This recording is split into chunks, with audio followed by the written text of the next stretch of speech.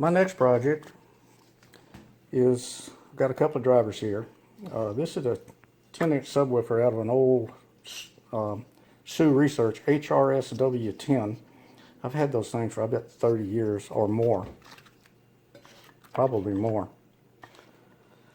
But the surround on it self-destructed, and I couldn't find the correct replacement one. I found some that were close, but they're not exactly.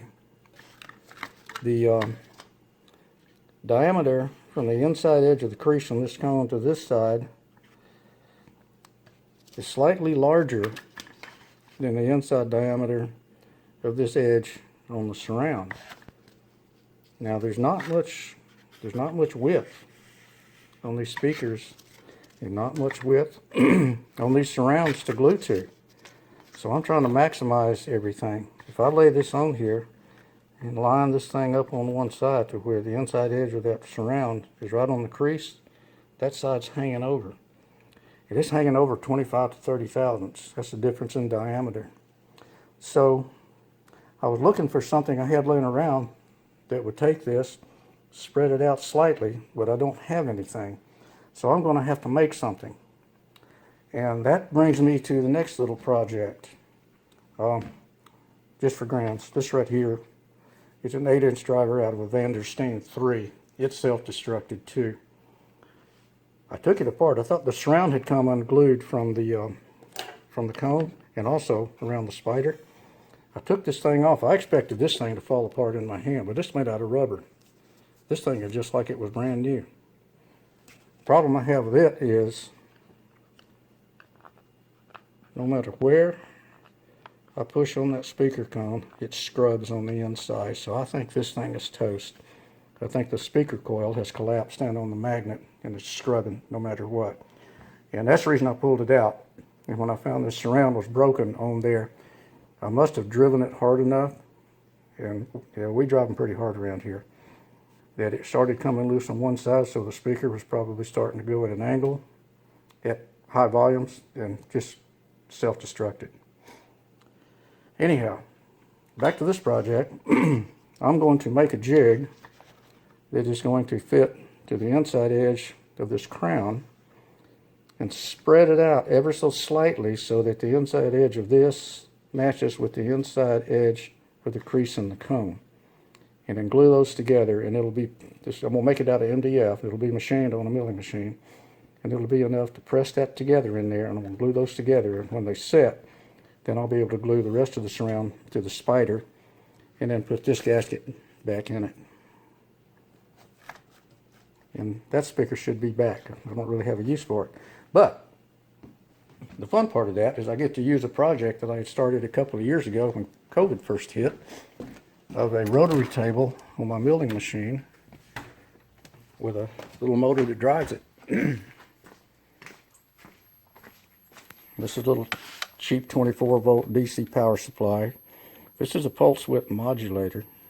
It outputs pulse width modulated 24 volts to this motor here. This motor is a little 24-volt gear motor and runs on a drive belt. So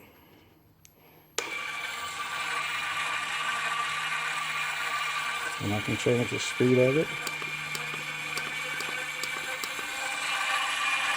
Of course, it doesn't change a lot, but I can go way down.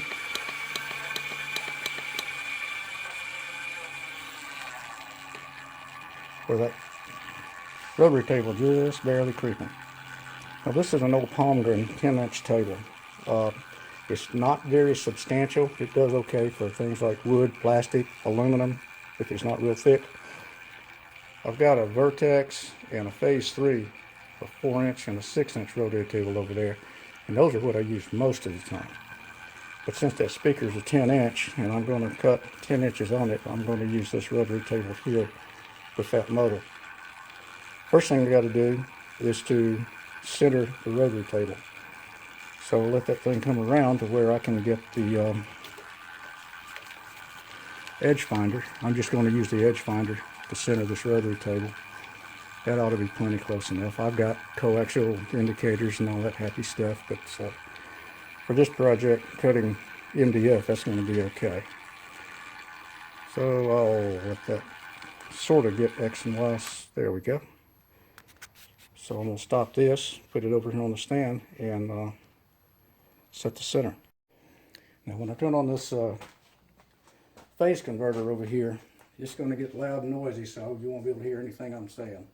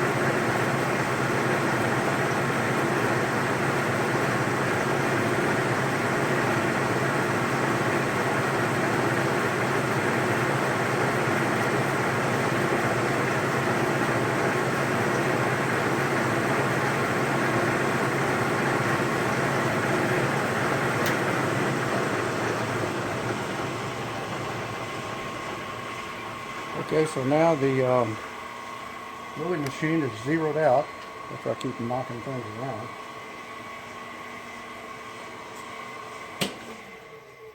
Turn that off temporarily.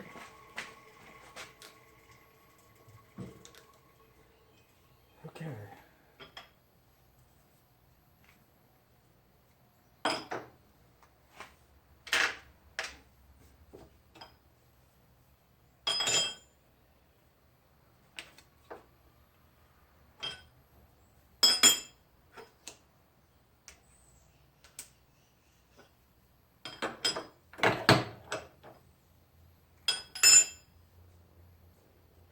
I think what I'm going to use is a 1/2-inch cutter.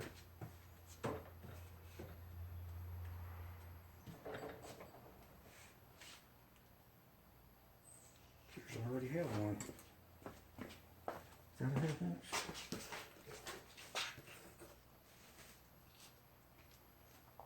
Can't see it.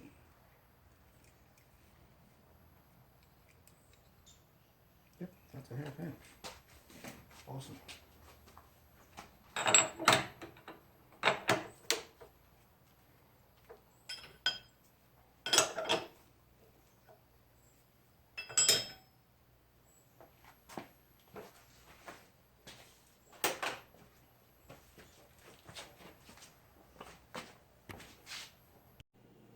Okay, the MDF I'm going to use, this block of wood right here. You can see, I think you can see, the etch marks I made into it. I've already sketched on there where these things have to go. The outer diameter will be cut to 10 inches, and the inner diameter will be cut off to 7 1/8. So everything else will be milled according to that. So where those 4 lines are going across the diagonals, I'm not going to punch a hole through the center. I'm going to drill out along those lines and set screws through it and hold it down on that rotary table, which has 4 slots, and put some parallel bars on it to stand this thing off the rotary table, because I definitely don't want to go cut up my rotary table, because I've got to cut through this part on the outside diameter and on the inside diameter. So this thing is set up now. This little guy right here, this is a pulse width modulator, PWM device, and it's controlling the speed of that DC motor there. This is a little very inexpensive power supply I got from eBay. It's dual output. It's got a 5 volts and a 12 volt. When I first got it, I hooked it up to see how it would work, and hooked a meter up to it, plugged it up, and nothing came out of it. So I kept fooling around with it, and I finally discovered that I had to load one of the DC outputs for the thing to come alive. I'm not sure why, but that's just how it works. So underneath there, that's one of those 6 ohm resistors that you get when you hook your, you change your tail lights and parking lights to LEDs. You have to load the thing down with one of those resistors to keep it from hyper flashing. So I just put it on the output of the 5 volts right here all the time on this heat sink, and it doesn't get hot, it just stays lukewarm. And that's enough to get the power supply to trigger on. So 24 volts comes out of the power supply, goes into this thing. This is a little real inexpensive PWM device that came from eBay. There's also a voltmeter up there that also came from eBay. This is what the duty cycle is. This is 22%. So right now I've got the speed of the motor set at 22% duty cycle. And you can see that the voltmeter is way down. If I kick that up a little bit more, it starts putting out a little more volts, then the voltmeter starts acting. I see on my camera it's flashing around, but it's not doing that in real life. It's steady. But anyway, what I found, about 30 to 32% is what I want to run this motor at when I'm cutting. I've got this piece right here bolted down on the rotary table. There's a 1/8 inch piece of aluminum in between it. You might be able to see it. Yeah, it stood off a little bit. And I put a 1/4 inch long cutter in it. I'm going to spin that up at pretty high speed. Now, this is MDF, and it's going to make a lot of dust, and it's going to be ugly. And I think I've got this thing set.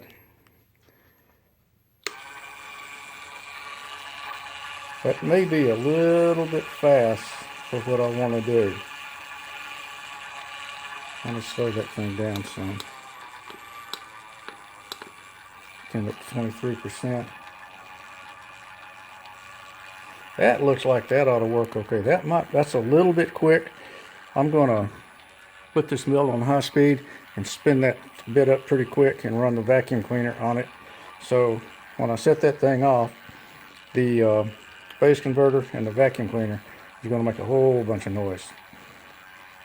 I drilled 4 3/8 holes in it, and these are 3/8 18 bolts holding it to T-slots.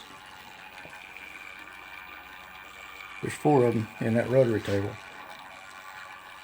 And I put a point in this thing again and put it down to where the center point of where these lines intersect, and move the thing around to where I've got that pretty well set up. I was going to cut this with a 1/2 inch bit, but that's going to cut out an awful lot of material, so I decided to go to a 1/4. So I'm going to cut the outer diameter first, and the speaker is a 10 inch diameter speaker. The inside the basket is right at 10 inches. So I'm going to cut that. I'm going to cut that 25 thousandths short. So it's going to be 9 inches, 975 thousandths total diameter. And to set this bit over to the outside to where it cuts the outside diameter, I've got to go half of 9.975 divided by 2 is something, and then add the radius of this cutter, which is 1/8 inch. So let's see what that's going to be.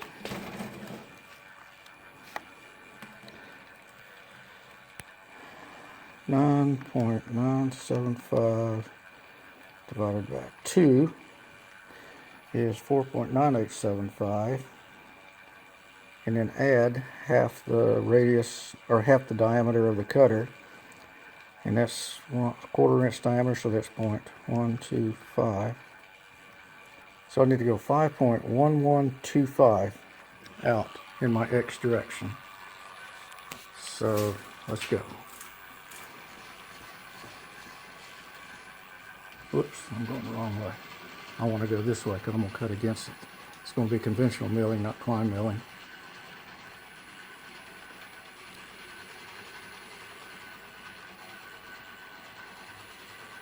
What?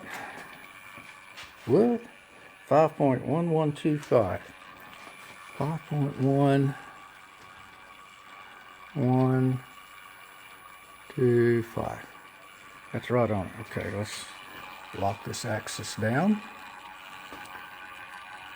Let's drop this and see if it comes close to that outside line.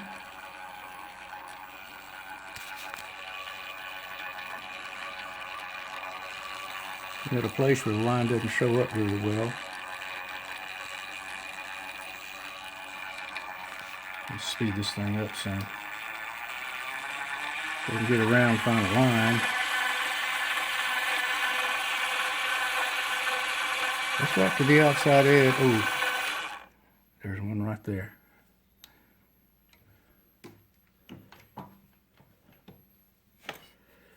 Set that cutter into it.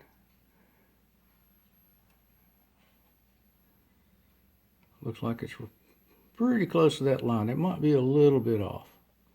Maybe a little bit big. I may have that line drawn a little bit to the inside. But anyway, I think the next thing I'm going to do is fire this thing up. And what I'm going to do, since this is going to make a lot of dust, I'm going to fire up the vacuum cleaner and the phase converter and run this thing with the motor on the mill. It's going to be noisy as crap in here. You won't be able to hear a thing. But anyway, I'll mute that and maybe play some nice music while this thing is running. Run this thing back down to 24. Whoops, wrong way.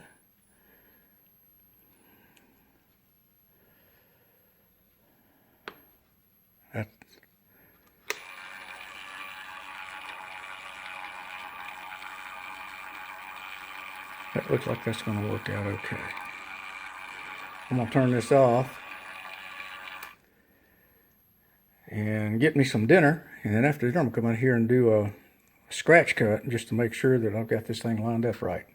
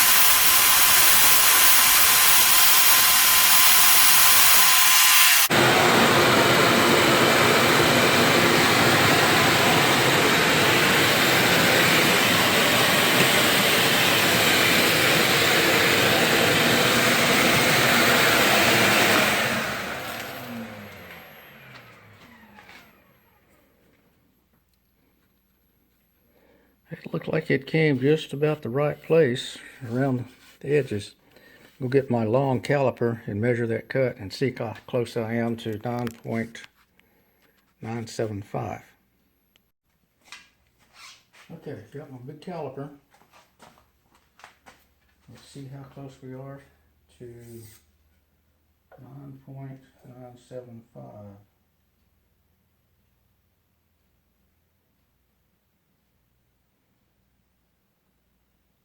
I need to make sure I get right on the on that.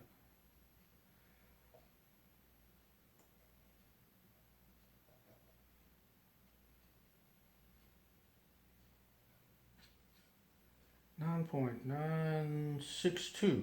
I believe that ought to be good enough. I believe that ought to be good enough. So I'm going to take another pass, and this is going to get ugly and loud.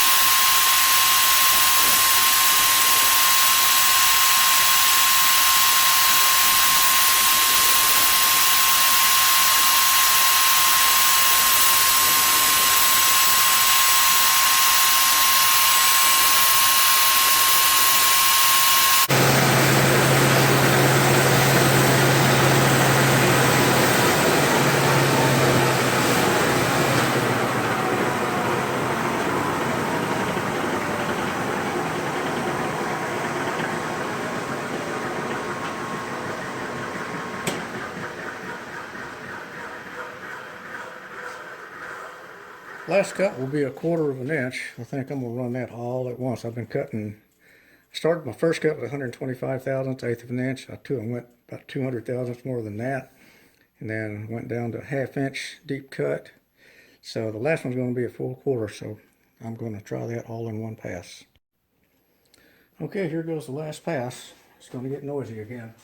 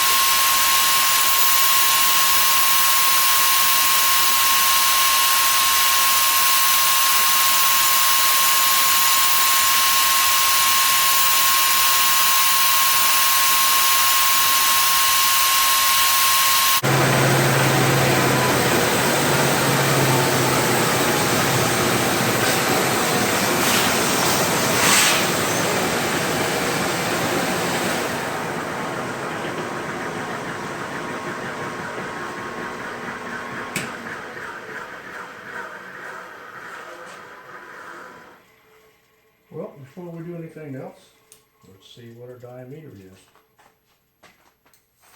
Final cut.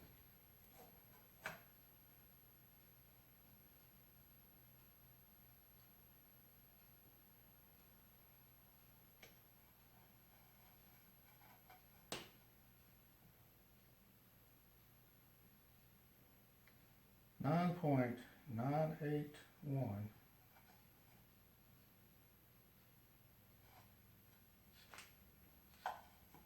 Maybe 9.985. I'll make sure I'm on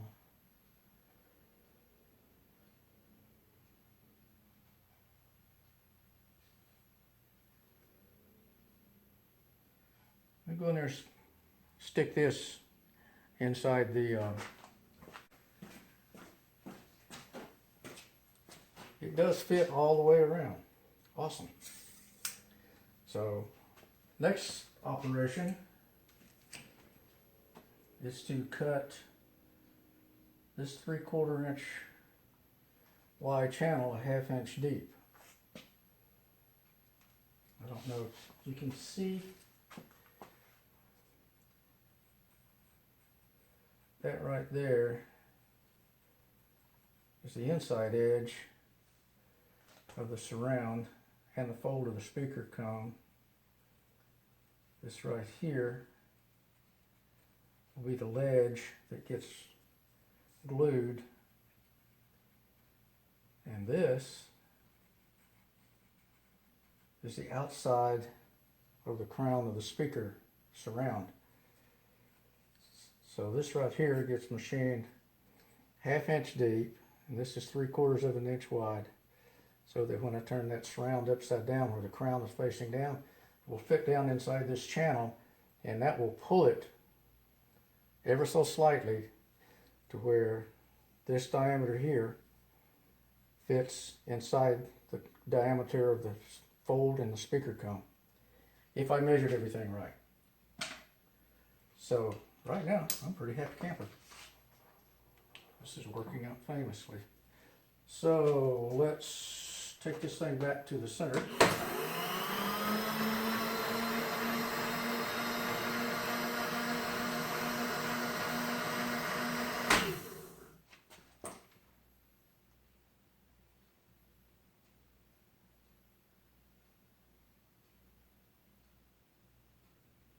Make sure nothing moved. That's still on the center. Awesome. Okay, I'm gonna get my measurements. Okay, these are my measurements. It's 10 inches outside. I cut that to 9.975. This guy right here, see the inside, this right here, 7.125. And if I add 1/4 to that, which will be 1/2 because it takes on both sides, that would be 7.625.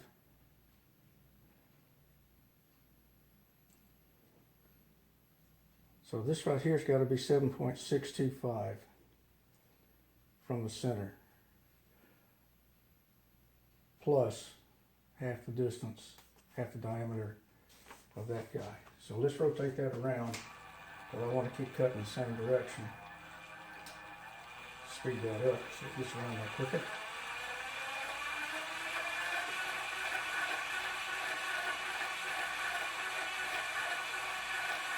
This thing still recording? Yeah, cool. My phone has got good, only wants to record 5 minutes at a time. It's irritating as crap.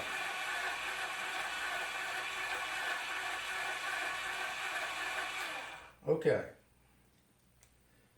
Let's drop this down so I can move it without doing that. Okay. So 7.125. That's a major diameter to this. Plus a 1/2 inch, that's 7.625. 7.625 divided by 2, because we went halfway. 3.8125 plus 1/8 plus 0.125 equals 3.9375. Let's see if that hits. 1, 2, 3, 3 point what? 3.9375.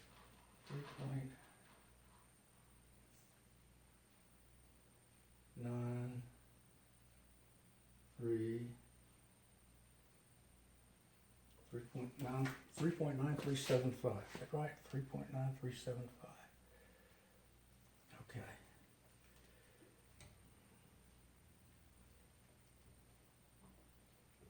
That looks like it fell outside that just a little bit.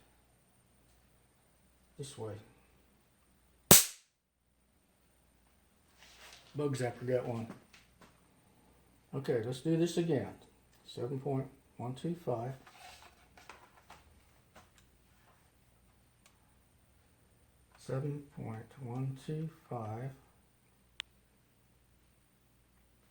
plus a half inch plus 0.5 equals 7.625.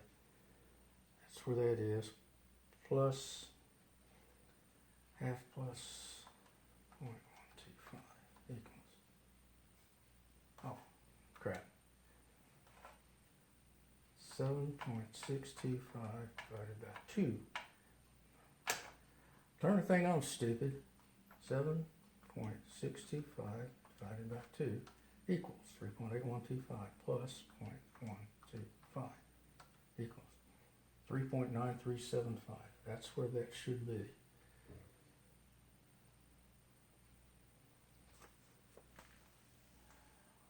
And that looks like that cutter is this side of my line just a little bit.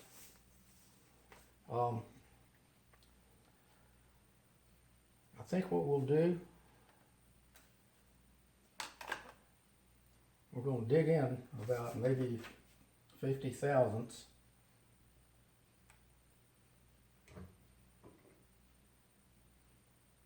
Leave it at that. We're going to dig that in about 50 thousandths and then run a scratch pass on it.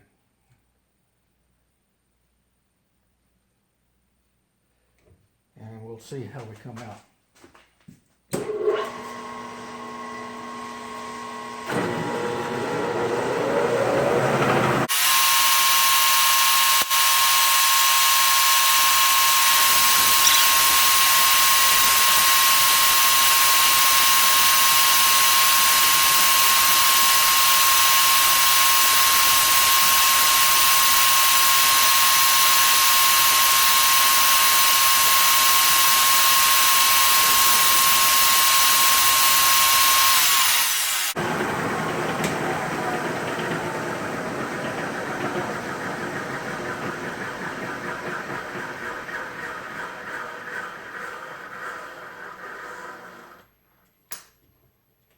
I think my dinner's almost ready, so let's measure this. 7.125 plus a half inch of 7.625 is where that should be.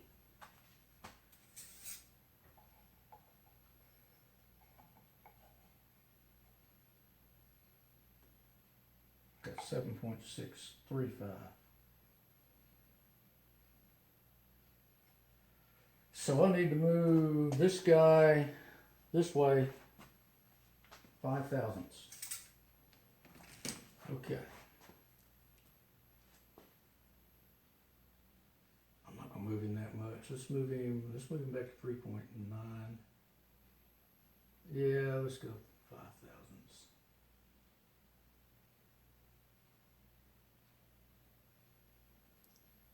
$3.9335. Okay. We're going to go get some dinner, and then we'll try this after that. Okay, dinner's done. I have taken 320 grit sandpaper, kind of cleaned up these edges just to see where we are. Looks like the thing's working okay. So I'm going to plunge cut. I'm going to make, let's see, this has got to go down a half inch. I've already cut 50 thousandths down. So should be minus 50, yeah, minus 56. So I think I'm going to go down to a 1/4 inch. I'm going to go down to 375 and then a half inch.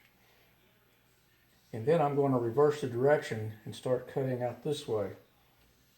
This line out here, to cut this pocket out, is going to be 7 5/8. No, it's not. It's going to, well, 3/4 of an inch. 3/4 of an inch from here to here, which is 7 5/8 from the center out to here. So what I'm going to do is I'm going to use the incremental part on the mill, step over about 1/8 of an inch, because to get from here to cut the inside, to get the 3/4 inch outside with a 1/4 inch bit, I need to step over a half inch, because I'll have 1/8 this way and 1/8 this way, plus a half. That should be 3/4. So I'm going to plunge this down to about, what am I going to plunge this to? 200. I'm going to plunge this down to a 1/4 inch. It'll be 150 thousandths from where we are. And then I'll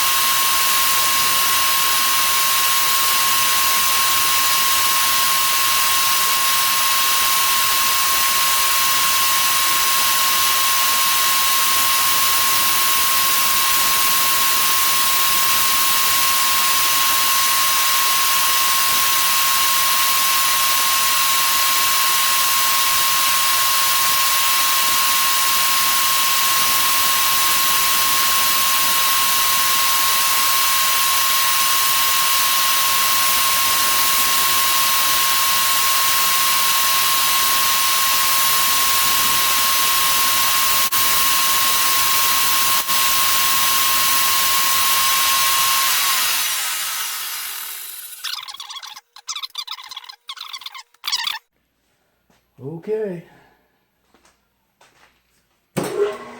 Pass 2.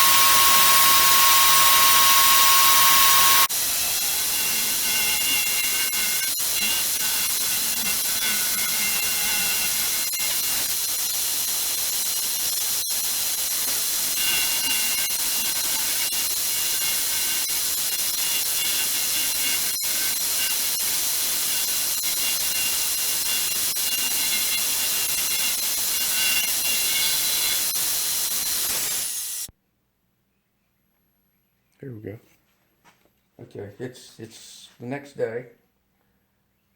I left this off last night, leaving about 90 thousandths to cut to this outside rim right here. So I'm going to turn everything on and run this. When I cut this inner circle to where I separate this outer piece from what's bolted to the rotary table, since this thing is 3/4 of an inch thick, I'm going to run this down. I'm probably going to make 3 passes to cut through it, but the last pass, next to the last pass, I'm going to leave about 50 thousandths in the bottom. I'm going to cut the channel down, cut the circle out, because this outer piece is going to come away from the inner piece, which means I'll have that little tip to have to clean up, and I want that tip to be as thin as possible. So I'm going to cut this at about 50 thousandths, leaving 50 thousandths for the very last pass, and then cut it all the way around. And then when this breaks loose, I'll just have that little bitty thin 50 thousandths thick peak that I'll have to take loose. So, well, let's get it started.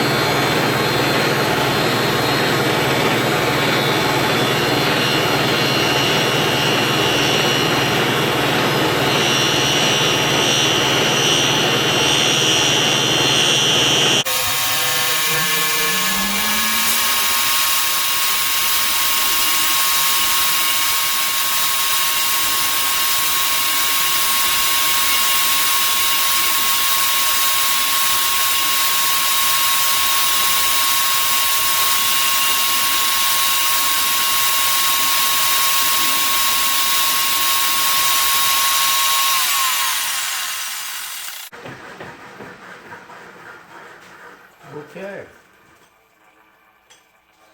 I'm just going to let that run. I'm going to take this 320 grit sandpaper and just clean up this edge right here. Once this is cleaned up, then I'll go get the surround, set it in here, see how well it fits.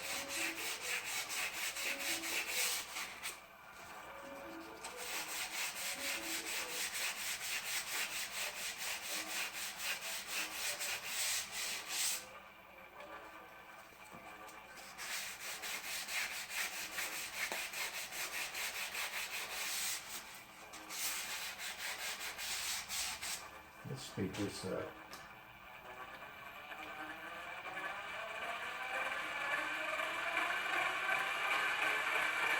That's 100% right there.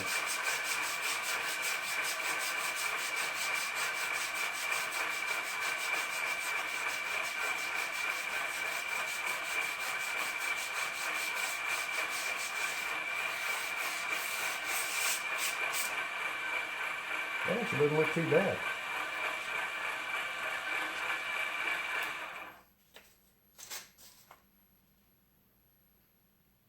Okay, let's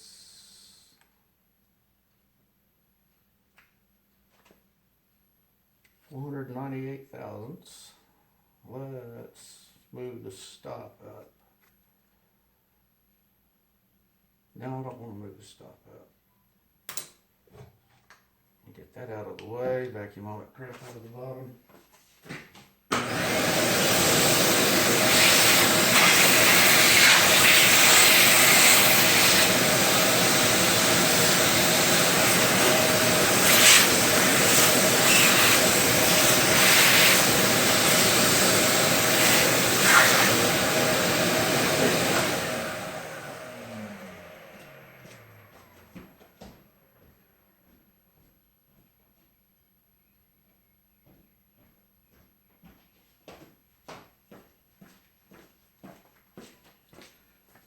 Okay, this is a surround.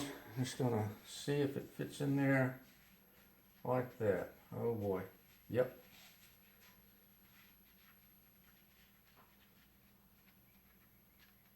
That fits in there perfectly.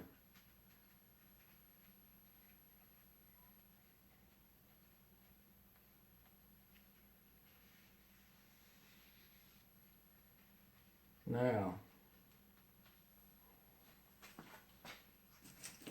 I need to measure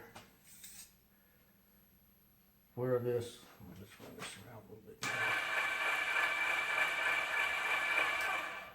I can get that in there.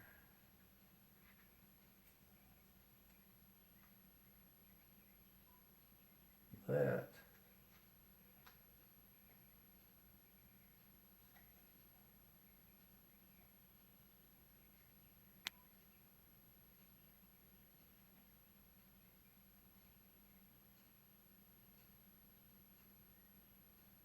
That's the idea of the surround. I'm going to go see if it fits the idea of the speaker tone.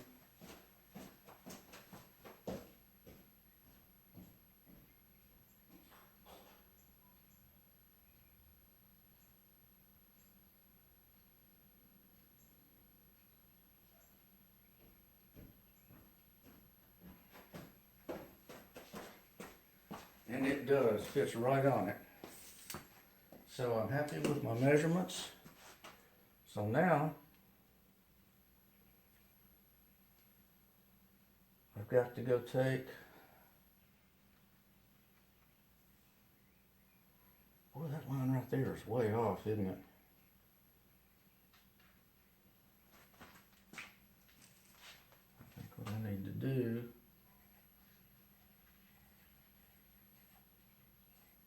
well, it's hitting right on it right there.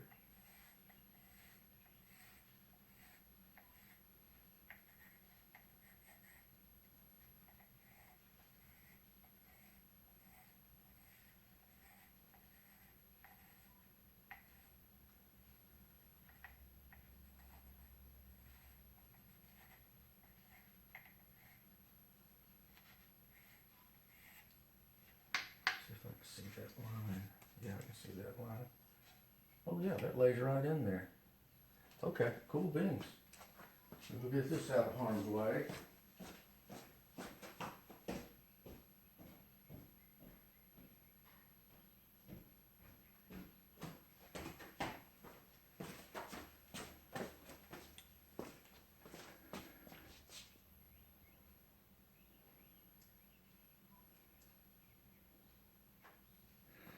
So to go from the center to here, that's 7.125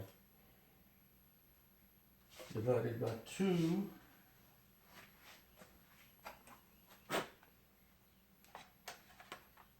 Let's see. 7.125 divided by 2 for the radius. Now I've got to subtract half of the radius of the cutter. Minus 0.125 equals 3.4375. I'm going to turn this up where the DRO is in there.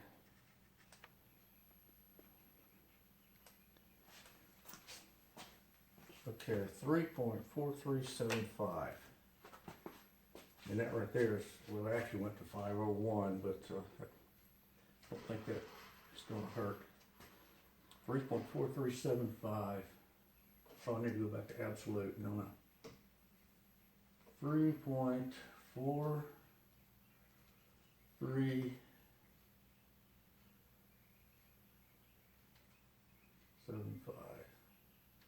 I don't think that half a thousandth is going to do anything.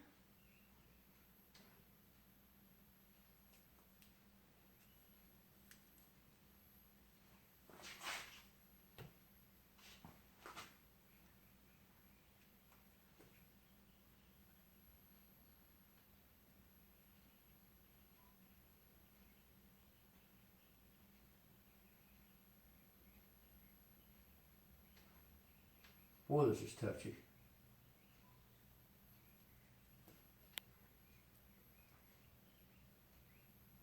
I'm gonna leave it at 3.80. That half thousandth's not gonna make any difference. Yep, that's hitting right dead on it.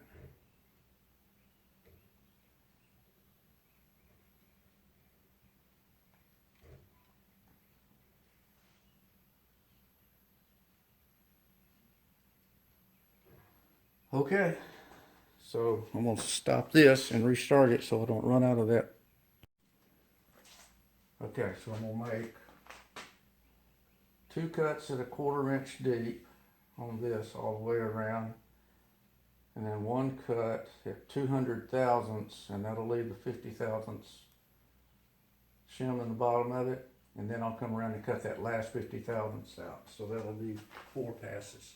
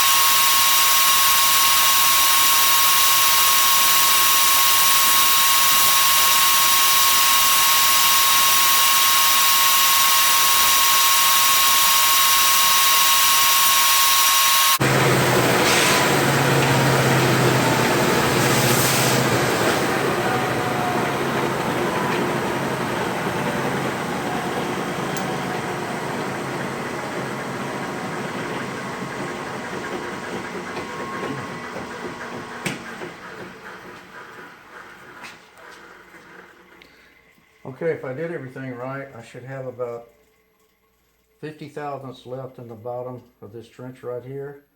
So I'm ready for my last pass, which will separate this outside piece from this inner piece. So what I'm going to do, I'm going to go ahead and clean this up right here and lay that thingy on it one more time. Make sure everybody's at the right size before I separate these. Because once I separate these, it's done. And if I screw it up, I have to start over, all over.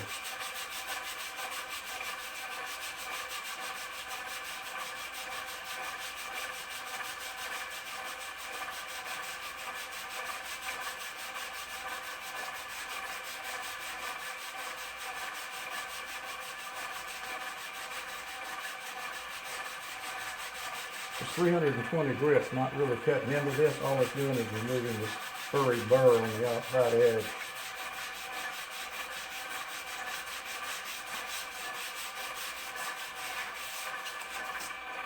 Okay, that looks okay. I think it looks okay.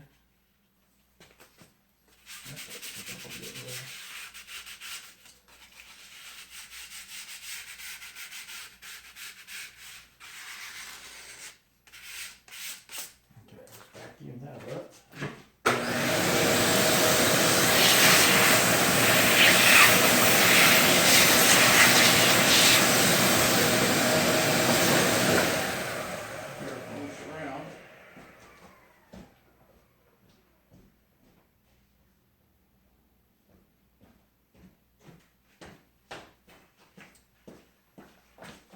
Let's see how this thing fits in there.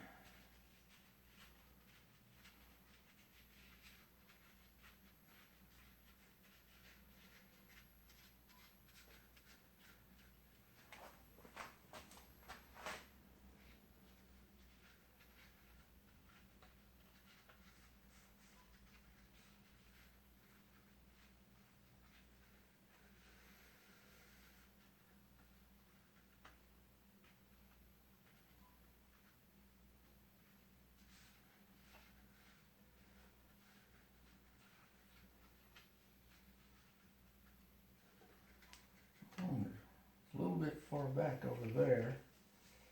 Let's do this and see if maybe this surround wasn't die cut. Yeah.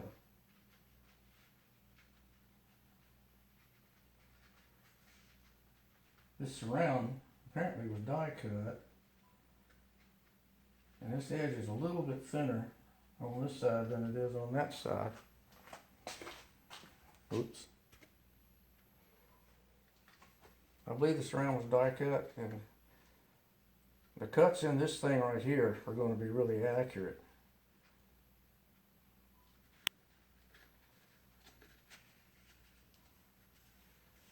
Let's show up here.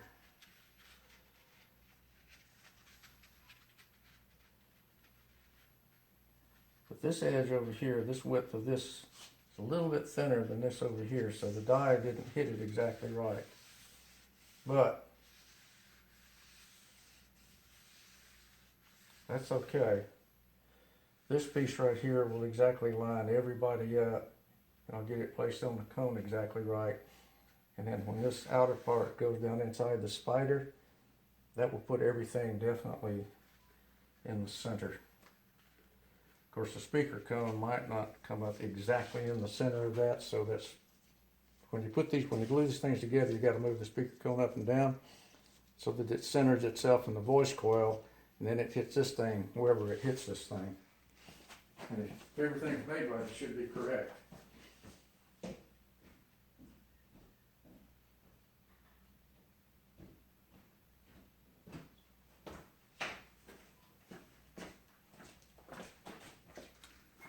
Okay,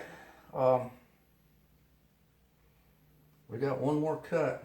Oh, once this thing comes by, I'm going to put some tape on it to hold it. Try to hold it up so that the thing doesn't fall away. There's only a 1/8 inch piece of aluminum under it, maybe even be thinner than that.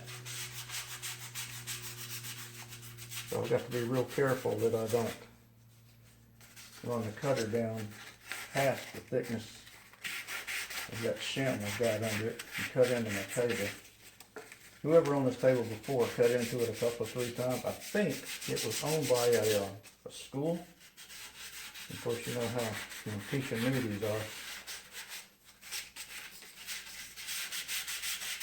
I've got some pretty good stuff from schools that were lightly used. Some of it's slightly used. Obviously, mistakes were made. I mean, I've made a bunch of mistakes. I've killed tools. I've killed cutters learning, and it was worth it, what it cost just to learn.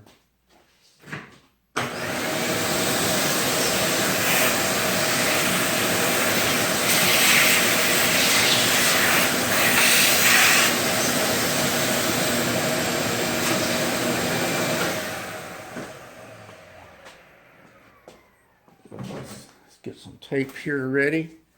And when the thing goes by, I'm going to put some tape across it. So, well, rock and roll. Oh, let's restart this.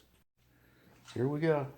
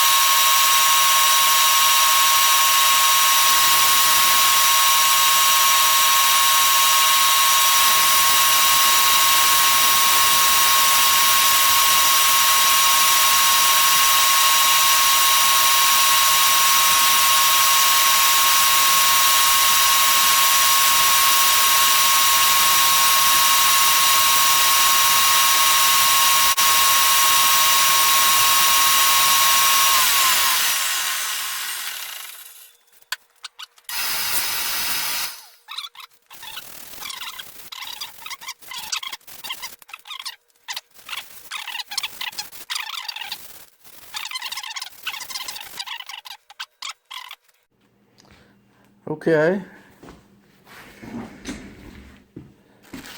Here's the basket and the spider. And here is this guy.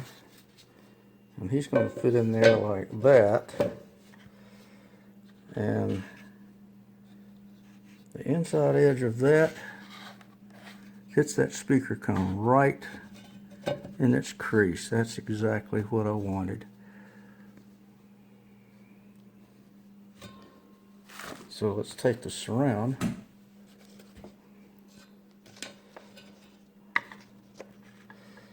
Put it in there. Now the problem I have is this, the inside edge of this surround is slightly smaller diameter than the crease in the speaker cone, and the width of these areas to glue is really small. So my intent was to make this thing where I can put this surround inside it. It will actually stretch the surround out slightly, because it's fit in there nice and snug. It will stretch this surround out a little bit so that the inside edge of this should line up with the inside edge of this. So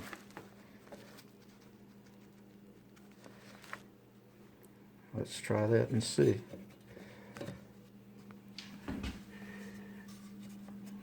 Okay, now I gotta raise the speaker cone. I'll have to put something underneath it, like they say, put some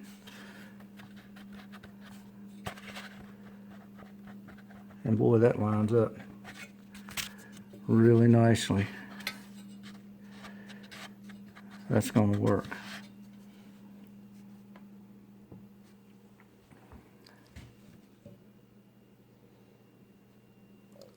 So what I have to do first is put glue around this edge here and glue around this edge here.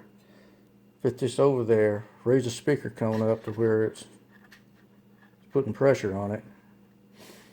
And then once that dries, then I'll glue the outside edge of this surround to the inside edge of the basket. I won't need this thing for that because I don't want it to push the cone one way or the other. You have to, once you get the surround glued to this cone, you have to let the cone free float in the voice coil, because you don't want it pulled one side or the other. It'll scratch. So once you get the surround glued to this, then you glue this outside and just let the cone end up wherever it ends up. It may be offset slightly a little bit, depending on how the speaker cone fits in the voice coil. But that doesn't matter, as long as the voice coil is free and not scrubbing on anything, and it's suspended in this guy right here. So right now I'm pretty happy camping.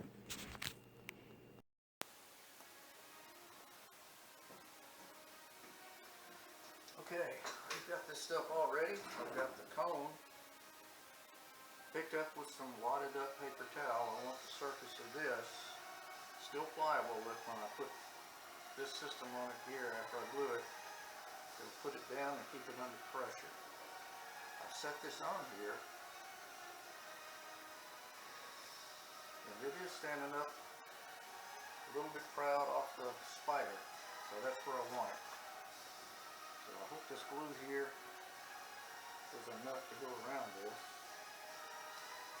Put my close glasses on so I can see what the heck I'm doing if we happen to get old.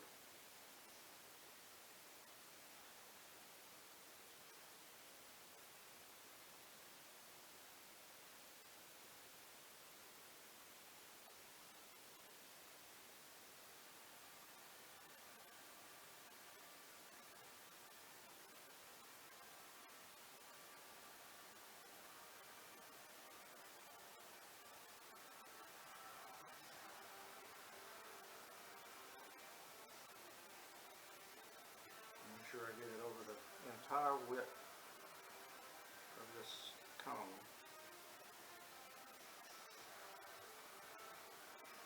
Okay.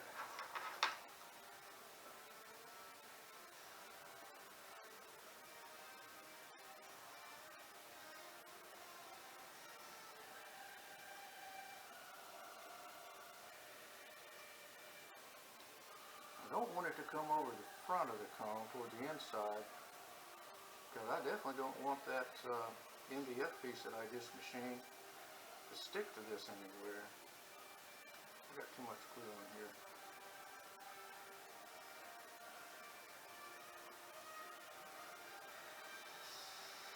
I definitely want it to go edge to edge.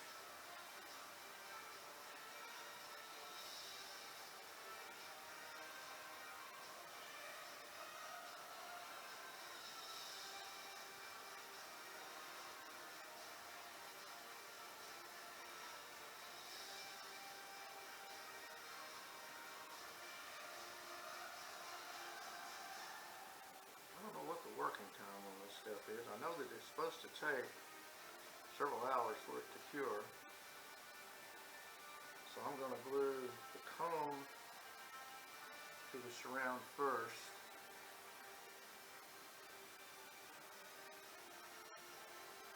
And then once that's done, the cone will be actually free floating in the voice coil. And I'll come back and set the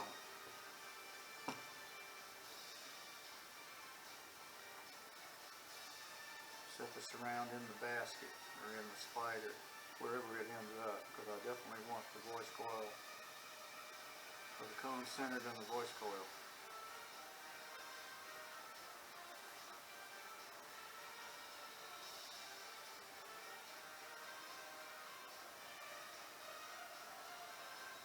Little brush probably would work better for this. The guys that I buy these surround from, they usually give you a little brush to do this, but I don't know where it is.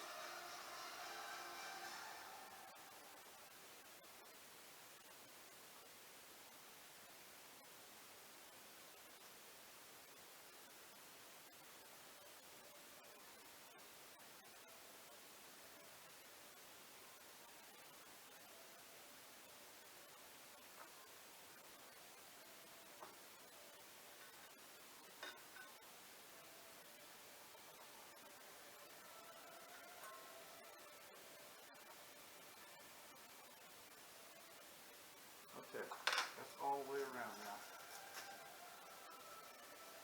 Let's take this, put that on there.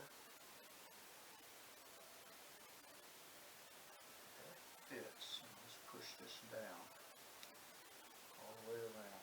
Now we've got pressure from the cone underneath. I'm going to get something that's a little bit weighty and put on that to hold that down. And it doesn't look like the glue has come up. I definitely want the glue sticking to this piece right here. Let's see. I've got this old dual turntable platter right here. I'm going to set that on there, center it. That'll hold that. Okay, so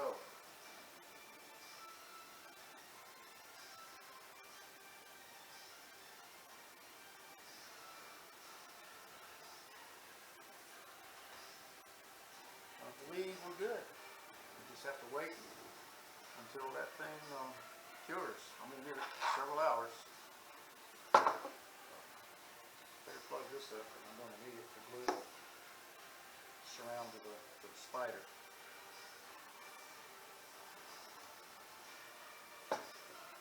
Awesome.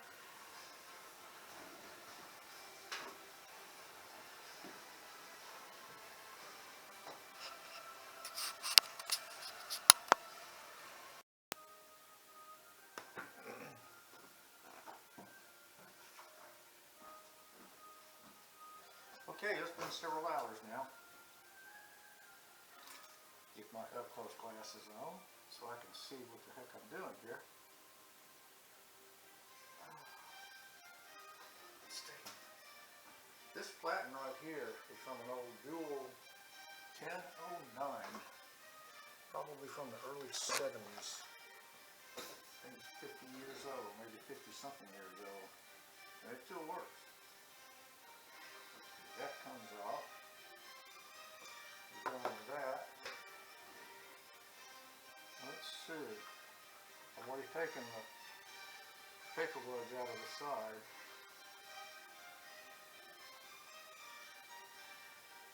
Okay, so now what I've got to do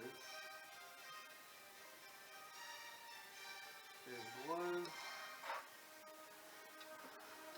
this down.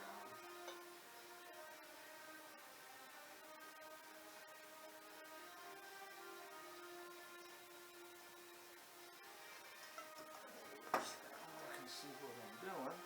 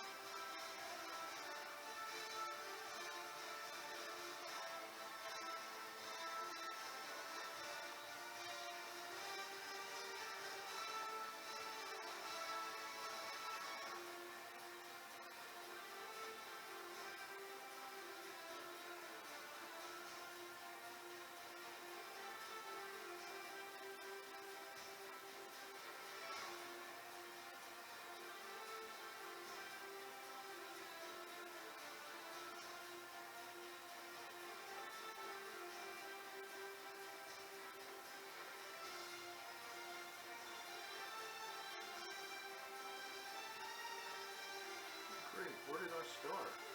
Got it in that by now.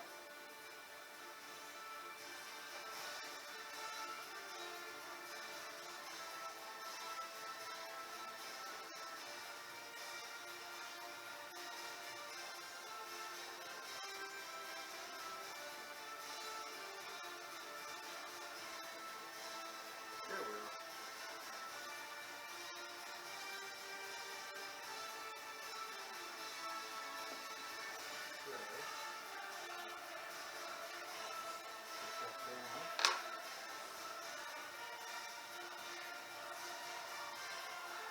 I'm going to use this. Well, I'm going to go ahead and do this thing too.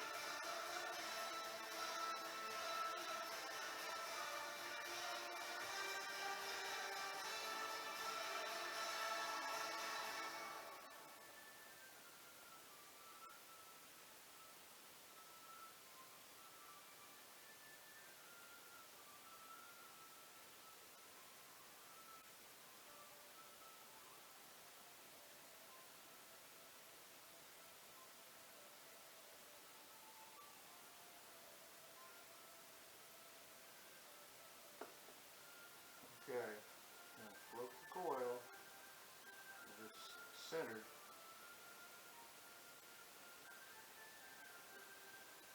From what I understand, this raising this thing up like that and just letting it settle, it'll center itself in the voice coil. Line the holes up.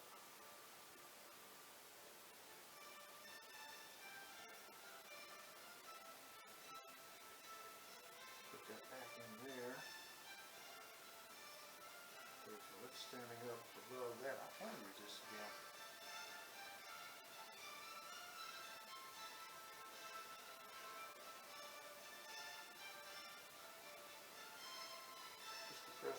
outside edge of that. Now,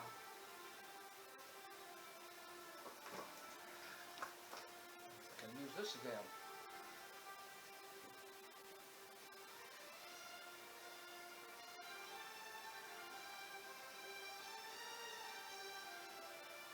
All I got to do now is just wait for that glue to dry, and that driver can go back in service if I have a use for it, which I don't. Just for grins.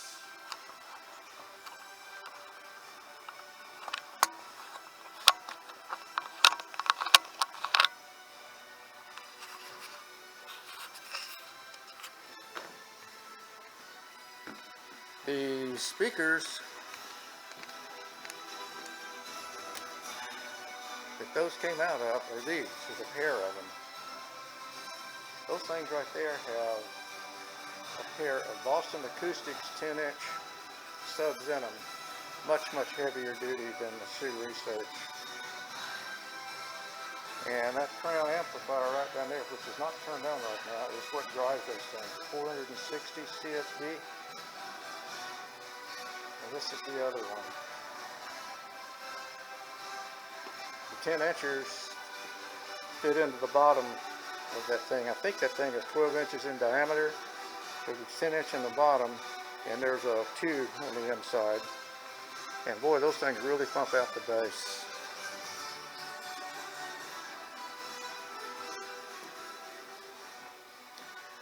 But I'm happy with this right now.